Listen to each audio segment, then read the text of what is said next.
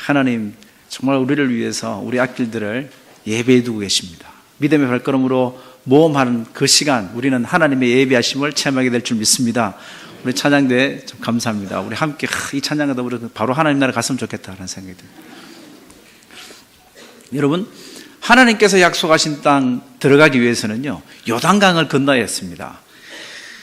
근데 그 약속의 땅에 들어가기 위해서 요단강을 건널 때 하나님께서는 이스라엘 백성들에게 그냥 아무렇게나 건너라, 일반적으로 사람들이 건너는 방식으로 건너라 하지 않으십니다.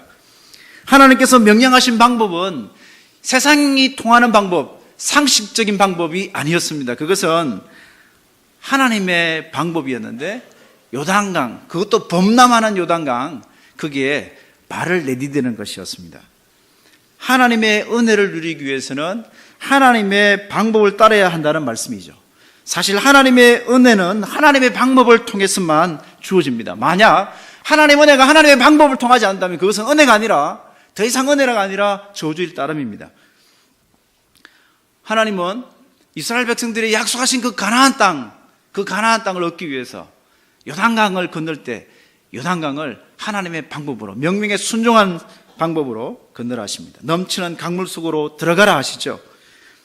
희한하게 하나님께서 흘러 넘치는 강물을 미리 멈춰 두시고 마른 땅 되게 하시고 그 다음에 건너라 하시지 않습니다.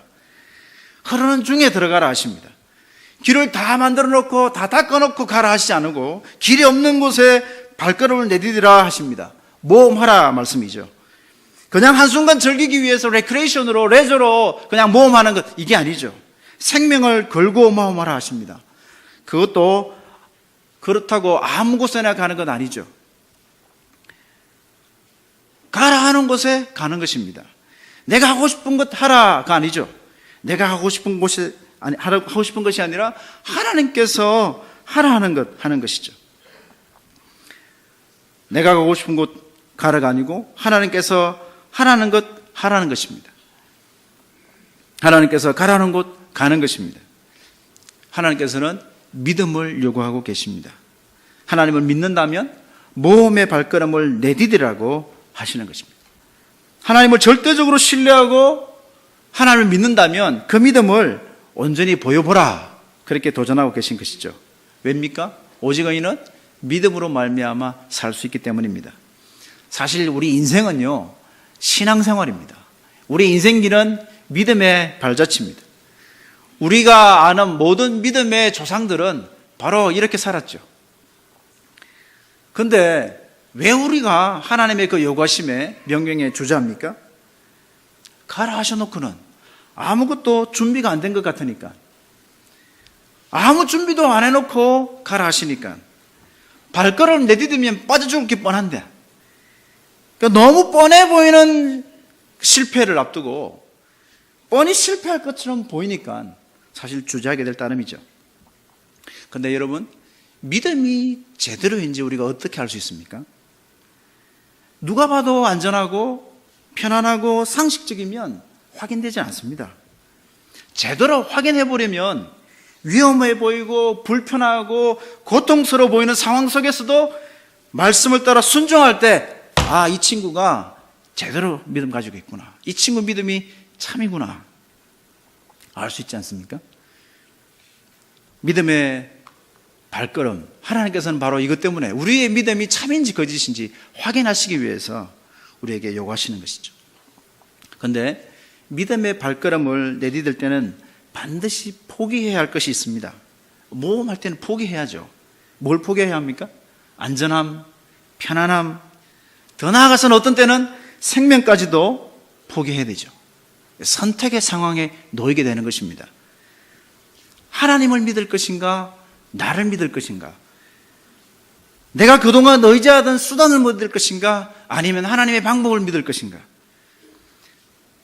내가 쌓아온 지식을 믿을 것인가, 상식을 믿을 것인가, 돈을 믿을 것인가, 경험을 믿을 것인가, 지위나 관계를 믿을 것인가, 아니면 오직 하나님만을 믿을 것인가. 사실 우리는 그 순간에 선택을 해야 합니다. 하나님을 믿을 것인지 아니면 다른 어떤 것을 믿을 것인지. 근데요, 여러분, 사실 그 다른 것들은요, 엄밀하게 궁극적으로 따져보면 나 자신을 말합니다. 하나님을 믿을 것인지 나 자신을 믿을 것인지로 귀결될 따름이죠. 기독교에서 말하는 믿음이라는 것은 하나님을 믿을 것인지 나를 믿을 것인지에 대한 선택입니다. 이것은 구원을 받기 위해서 필요한 한 번의 선택으로 끝나는 것이 아닙니다. 평생 계속되는, 반복되는 선택입니다. 사실 여러분, 죄가 무엇이죠? 죄라는 것은 하나님을 믿지 않고 나를 믿는 것이죠. 내 삶의 주인이 하나님이 아니라 내가 주인 되는 것입니다. 창세기 3장에 보면 사람이 타락한 내용, 죄가 어떻게 시작되어 있는지에 대해서 소개해주고 있습니다. 거기 보시면요, 사단이 사람에게 선악의 열매를 따먹으라고 유혹합니다. 그러면 어떻게 된다 그러죠? 너희 눈이 밝아져 하나님처럼 된다 그럽니다. 그리고 결코 죽지 않을 것이다 얘기하죠. 사실은 결코 죽지 않을 것이라는 것은 거짓말입니다. 그러나 앞전에 이야기했던 너희가 하나님처럼 눈이 밝아지게 될 것이라는 사실은 맞죠. 그 뒷부분에 가보시면 하나님이 이 사람들이 타락하고 난 후에 사람들에게 징계하고 난 후에 하시는 말씀이 있습니다. 거기에 보면 이들이 우리처럼 선악을 안 하는 일에 우리와 같이 되었다, 그렇게 표현하고 있습니다. 하나님도 인정하신 것이죠. 뭡니까? 선악을 안 하는 일에 하나님처럼 되었다 그럽니다. 뭐 어떤 의미입니까? 그것은 곧 이전에는 하나님께서 선하다 하면 선한 것을 받아들이고 하나님께서 악하다 하면 악한 것을 받아들였어요. 선악을 알게 하는 나무를 따먹고 난 뒤부터는 어떻게 된 거죠? 더 이상 하나님이 우리의 선악의 기준이 될 수 없습니다. 이제 이 삶의 주인은 하나님이 아니라 납니다. 내가 볼 때 선하면 이제부터는 선한 거고 내가 볼 때 악하면 악한 겁니다. 바로 그 선언입니다. 더 이상 하나님을 주로 왕으로 섬기지 않겠다, 내가 내 삶의 주인 되겠다 하는 것이 바로 죄의 시작입니다. 그렇기 때문에 교만은 패망의 선봉이다, 그렇게 이야기하는 것이죠. 하나님이 내 삶의 주인이 아니라, 왕이 아니라 내 스스로가 주인이요 왕이라는 것이 바로 죄입니다. 하나님 없이도 살 수 있다 하는 것이 바로 죄입니다.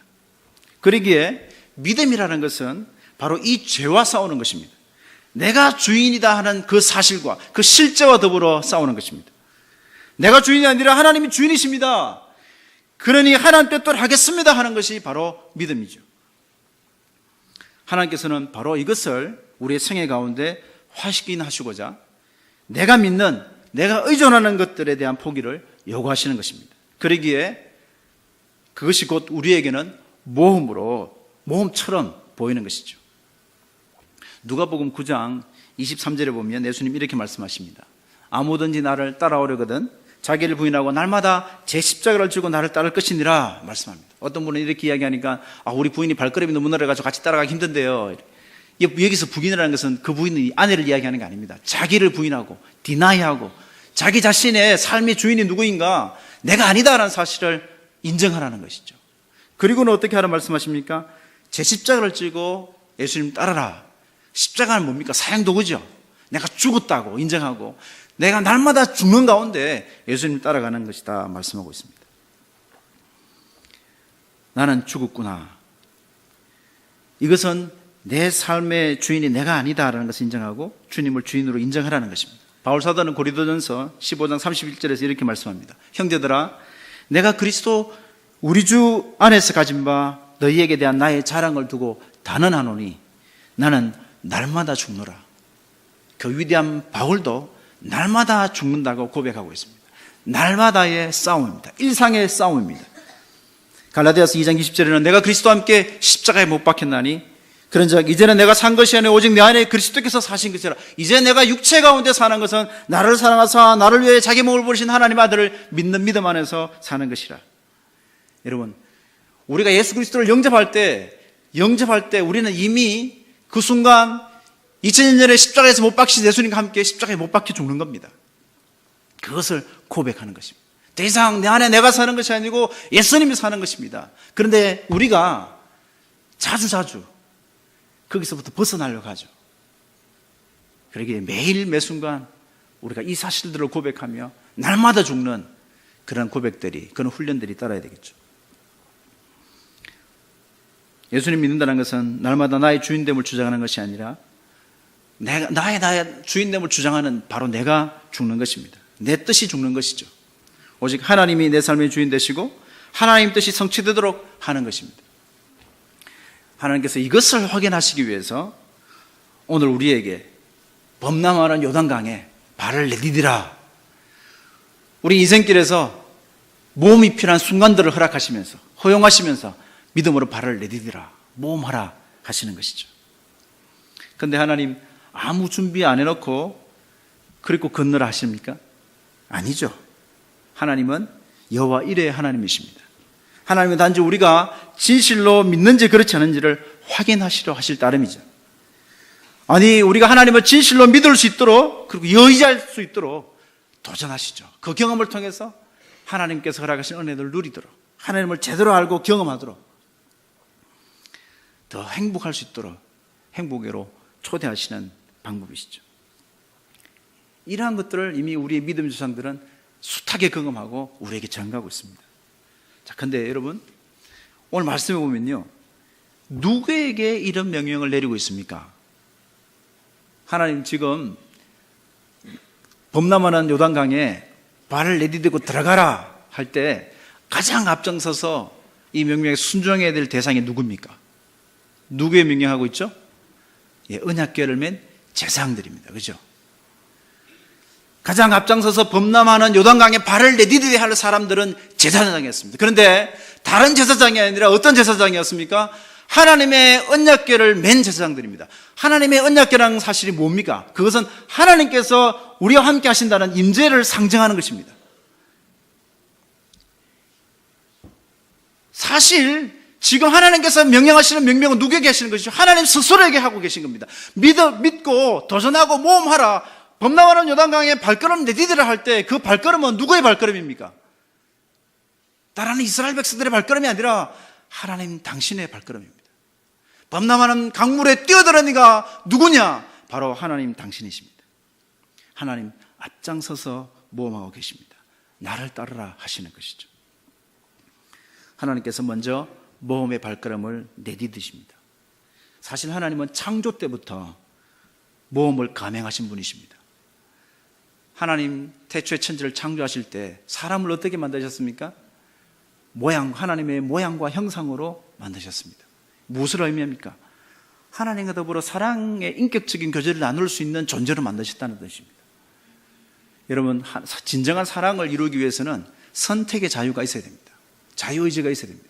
우리를 그런 존재로 만드셨다고요. 그런데 이것은 대단히 큰 모험입니다. 왜냐하면요, 여러분, 로봇하고 우리가 사랑을 나눌 수 있습니까?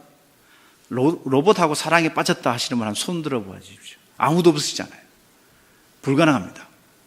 왜냐하면 로봇은 프로그램된 대로 따를 따름이죠. 인격적인 교제를 나눌 수 없습니다. 사랑할 수 없습니다.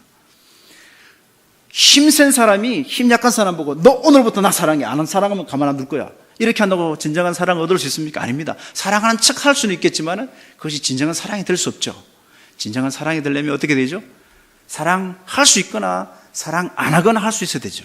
자유의지가 있어야 됩니다. 하나님 우리를 창조하실 때, 지으실 때 바로 그런 존재로 지으셨습니다. 우리가 하나님을 사랑할 수도 있고 사랑하지 않을 수도 있는 그런 존재로. 얼마나 큰 모험입니까? 예수님이 이 땅에 인간의 몸을 입고 오셨습니다. 그것이 얼마나 큰 모험입니까? 더 나아가서 예수님 이 땅을 떠나실 때 누구를 남겨놓고 떠나셨습니까? 자기를 배신하여 떠났던 제자들 11명 남겨놓고 떠나셨습니다. 얼마나 큰 모험입니까? 그러나 하나님은 기꺼이 그런 모험을 감행하셨습니다. 하나님이 그 모험이 결과가 어떻습니까? 성공적으로 끝났나요? 여러분 옆을 들어보십시오.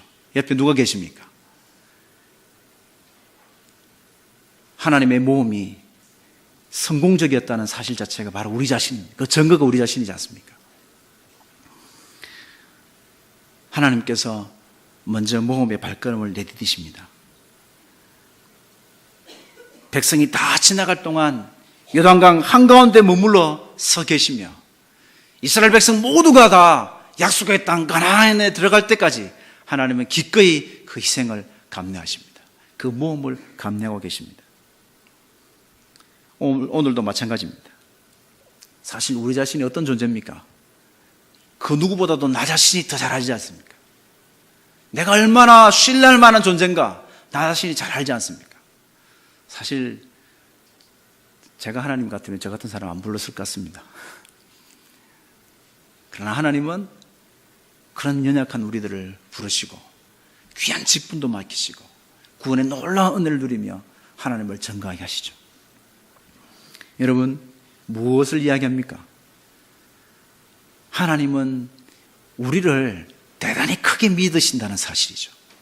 사실 내가 하나님을 믿는 그 믿음보다도 하나님이 나를 믿는 믿음이 더 크다는 사실입니다. 아멘입니까? 하나님께서 우리를 믿으시는 그 믿음이 내가 하나님을 믿는 믿음보다 더 큽니다. 그렇기 때문에 우리가 하나님께서 약속하신 그 약속의 땅, 믿음의 땅, 가나안 땅에 들어갈 수 있고 우리 온전한 구원을 우리가 경험할 수 있게 되는 것이죠. 이렇게 믿음으로 모험의 발걸음을 내디디니까 어떻게 되죠? 요단강이 갈라집니다. 범람하는 요단강이 마른 땅같이 됩니다. 여러분, 이런 경험을 이스라엘 백성들이 몸소 체험하고 경험합니다. 이 사실을 통해서 이들은 하나님이 정말 어떠신 분인가 체험하게 되죠. 결과가 어떻습니까? 여러분, 5장에 가보면요, 나중에 댁에 가셔서 한번 읽어보십시오. 5장에 가보면 하나님께서 이스라엘 백성들에게 또 다른 명령을 내립니다. 어떤 명령을 내리냐면 이제 이 사람들이 어디를 건넜습니까? 요단강을 건너는데 건너고 보니 뭐가 나오죠? 여리고성 앞을 건넜다 이야기합니다. 건너고 딱 보니까 여리고성이 딱 있는 거예요. 이제 여리고성이 어떤 성이죠? 여리고성 사람들이 Welcome to Korea, Welcome to 여리고 가나안 뭐 이렇게 딱 서 붙여놓고 플랜카드 붙여놓고는 막 대환영을 합니다. 그렇습니까? 아닙니다. 어떻게 하면 저 이스라엘을 쳐부술 수 있을까? 막아낼 수 있을까? 그렇게 전투를 준비하고 대비하고 있는 상황이죠. 그리고 다시 요단강을 건너고 나니까 뒤에 요단강은 범람하기 시작합니다. 그 상황에서 하나님은 이스라엘 백성들에게 할례를 행하라 이렇게 명령하십니다. 이 웬일입니까? 여러분, 할례가 뭔지 아시죠? 이스라엘 백성은 알았을까요? 잘 알고 있습니다.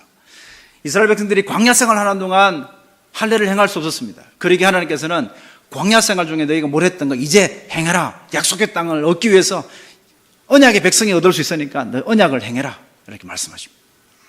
그런데 할례를 행한다는 것은 얼마나 위험하다는 것 이스라엘 백성은 다 알고 있습니다. 모세가 이미 이들에게 누누이 이야기했다고요. 창세기 34장에 가보면요, 야곱이 세겜 땅 근처에 머물고 있을 때 야곱의 딸 디나가 세겜 성에 놀러 갑니다. 놀러 갔다가 추장했던 세겜, 그 아버지가 하몰이었는데 그 세겜에게 성폭행을 당합니다. 강간을 당하거든요.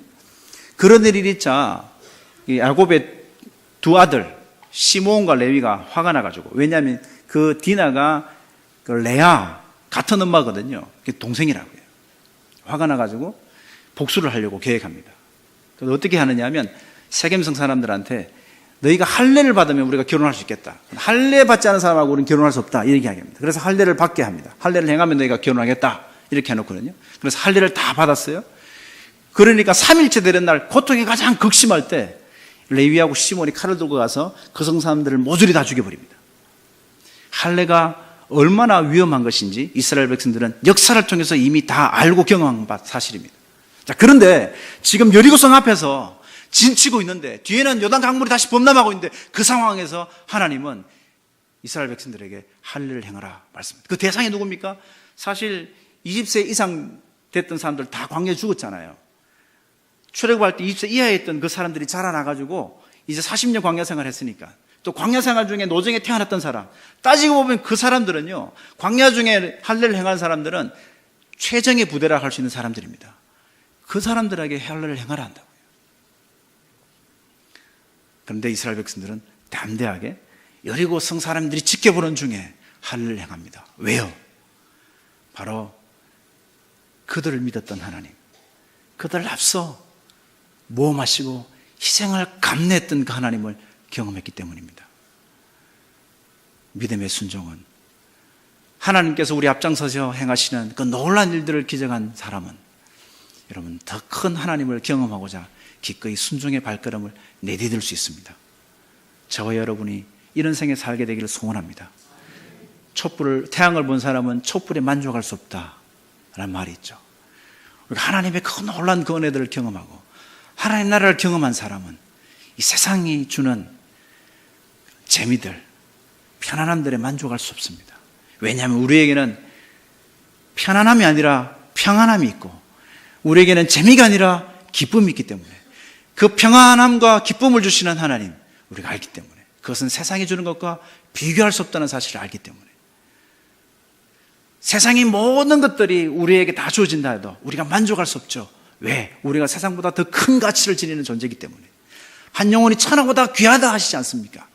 우리는 세상으로 만족할 수 없습니다. 왜냐하면 우리가 세상보다 더 큰 존재이기 때문에. 우리가 만족할 수 있는 유일한 방법은 우리보다 더 크신 하나님이 우리 안에 오실 때만 가능합니다. 여러분, 저와 여러분이 다 태양을 본 사람인 줄 믿습니다. 태양을 본 사람답게 세상에 유혹하는 촛불에 유혹되지 마시고, 더 크신 하나님을 경험하기 위해서 오늘도 하나님께서 요구하시는 믿음의 발걸음을 담대하게 내디디시는 저와 여러분 되기를 진심으로 소원하고 축복합니다. 우리 인생은 믿음으로 점철된 인생입니다. 하나님께서 요구하시는 믿음은 구원받기 위해 한 번 믿고 끝나는 것이 아니라 계속 인생 끝날 때까지 지속적으로 요구되는 것입니다. 날마다 죽는다는 고백과 날마다 주님이 제 삶의 주인이십니다 고백하는 저와 여러분 되기를 진심으로 소원하고 축복합니다.